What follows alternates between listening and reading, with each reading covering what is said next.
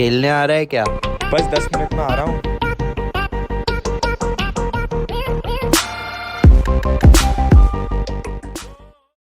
Welcome to the 10-minute show, guys. Today we are going to discuss contingent contracts and smart contracts. So, as we all know, under Chapter 3 of the Indian Contract Act, your contingent contracts have been defined here. So, just let me read it out. Contingent contract is defined as a contract basically to do or not do something if some event collateral through such contract does or does not happen. Well, that is pretty technical. Let us break it down and see, what are the essentials for a contingent contract. Basically, there are three essentials. Okay. So what are these, three essentials that make a contract a contingent contract? So the very first essential of contingent contract is it should be based on future event, and that future event should be uncertain. Okay. So what is making an event uncertain? So the uncertain event is the parties involved in the contract should not influence or should not control that uncertain event. Okay. So it is not in the control of the promisee or the Yeah. promisor. Yes. It is basically on a certain uncertain future event which is gonna happen. No one can control that. No one can control the event. Okay. So what is the second essential then? The second essential here is the collateral, that it is the collateral to an event.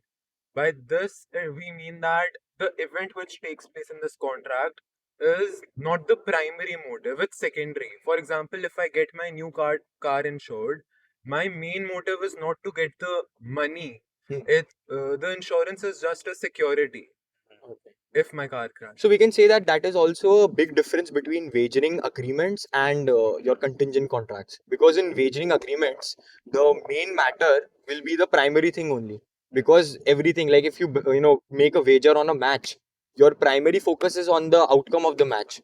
Yeah, but here your outcome is just only secondary. It's secondary. Third essential then? Third is performance. What does that mean? It occurs when the uncertain event specified in the contract happens or doesn't happens.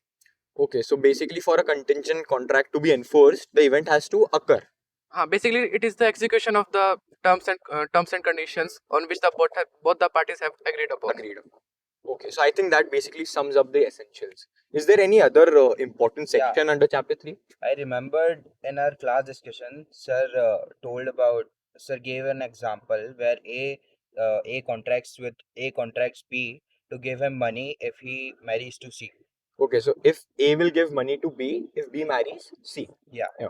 But in this situation, let's consider C dies. Okay. So this section will come under section 32.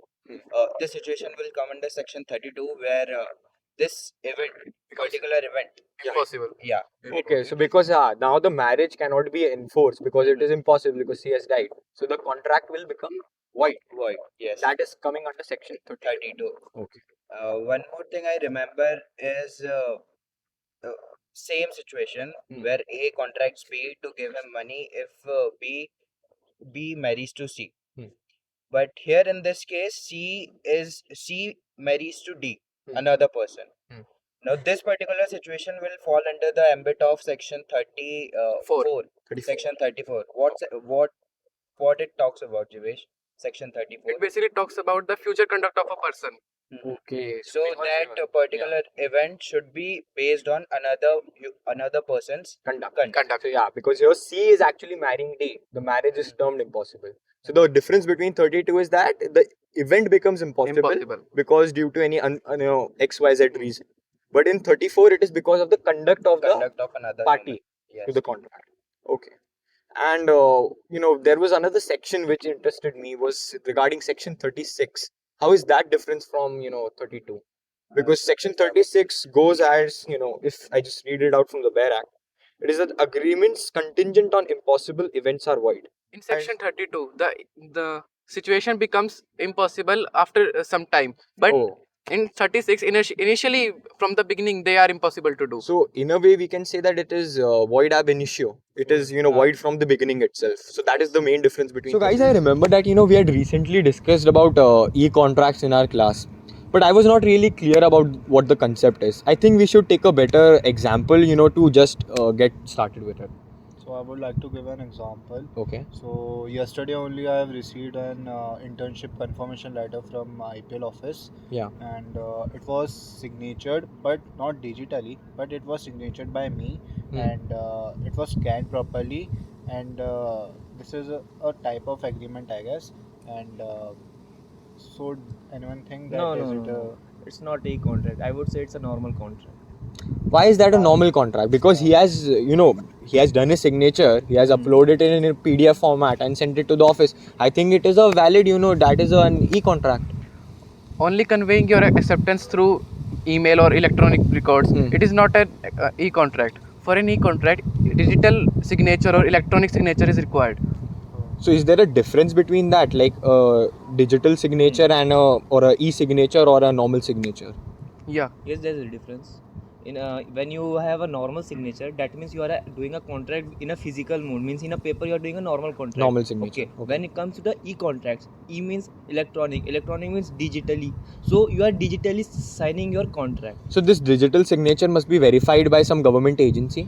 Yeah, I think e-mudra is e-mudra. Yeah, if I remember from that, there was like even NSDL Yes. is also doing it for Prodigy that. sign. Prodigy sign, NIC. Yeah. I think we even have your digital signature for your e-KYC when we are logging in through, DigiLocker. DigiLocker account. Yeah.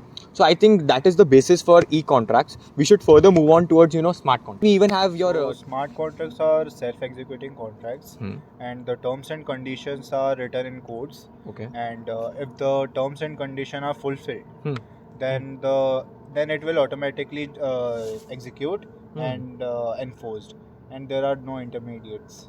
Okay, so because if there are no intermediates or no third parties involved here, it will be a much faster transaction, and the cost will also be very low.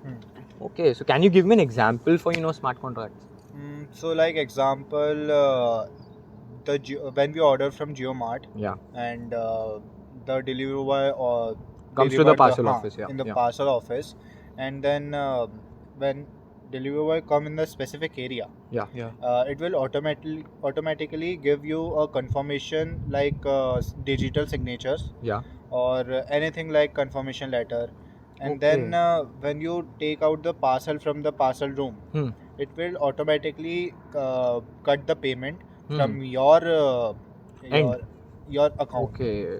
So there is no need for the OTP or the there is physical no need. interaction here. Because most of the times when I'm in class, I cannot pick up my phone to answer. So that is a very good benefit of smart contracts. I would like to relate the smart contract with the section 40 and the 41 of the Indian Contract Act. So before that, I want to explain section 40. In section 40, it is clearly said that in a contract, if a promisee has said that only promisor have to do the obligation, so the promisor should only need to do that obligation. No other parties can do it. But if it is not clearly said that only promisor have to do, then promisor can take help of the legal representative, or in his absence, the legal representative can perform the task. So if the promisor dies, then his legal representatives or his heirs can continue or perform the contract. And in section 41, in same that in a contract, if a promisee says that the promisor has to do the task, but it is not explicitly said that the promisor only have to do. So the promisor can take help of the other third parties to complete the obligations as long as the promisee accept the performance. Now in our daily lives, there are many websites for the freelancers. In freelancing nowadays, we do e-digital signatures. We have already discussed before. So we can verify that the promisor only is doing the contract. To verify this, smart contracts can actually prove to be really helpful. Okay. For example, in section 37 as well, which states that the parties to the contract must either perform or offer to perform what their promises. So basically, if there is a dispute between them, if one party offered to perform and the other party denied it, then smart contracts contains all the proof. So it can, in form of the blockchain can consist all of the texts and transactions. So it can, later on it can be easily verified that it can be used as an evidence. Promisor has been, offered to perform, but it had not been accepted. So this also helps, reduce your costs of going to court as well, because already the evidence has been recorded and it can easily be proved.